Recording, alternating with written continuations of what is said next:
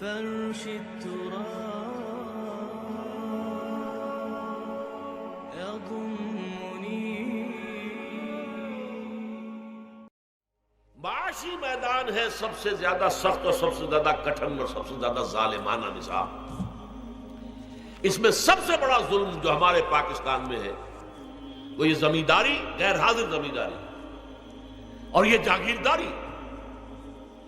محنت کرے کسان مزدور ہاری، عیش کرے جاگیردار زمیندار. یہ اس سے بڑا ظلم اور کوئی نہیں ہو سکتا.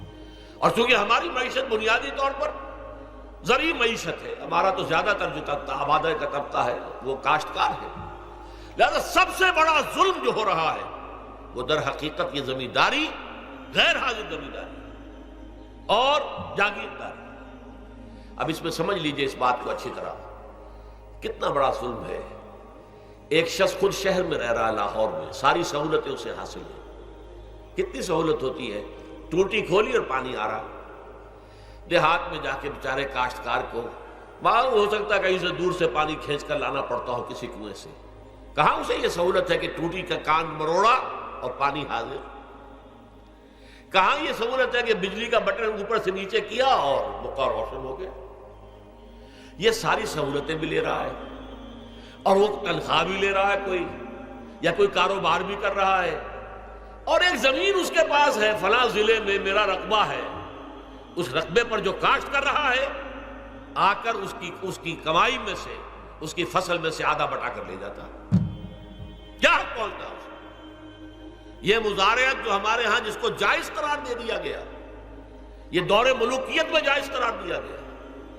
بادشاہت جو ہے وہ چلتی تھی جیسے آپ نے کن کھجورا دیکھا ہے، اس کے بہت سی ٹانگیں ہوتی ہیں. کن کھجورے کی کتنے پاؤں ہوتے ہیں؟ سینکڑوں.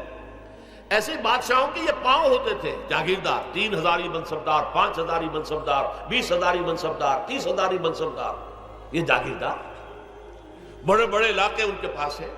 اب ظاہر بات ہے کہ وہ خود تو کاشت نہیں کر سکتے نا، انہیں تو مزارع چاہیے. لہذا مزارعت کے جائز ہونے کا فتویٰ دیا گیا. جب اسلام میں بادشاہت آ گئی، ملوکیت آ گئی اور جاگیرداری آ گئی، جو ملوکیت کے پاؤں ہیں وہ کنسلے کی طرح، کن کھجورے کی طرح اس کے پاؤں ہیں، تو وہ تو جاگیردار ہے.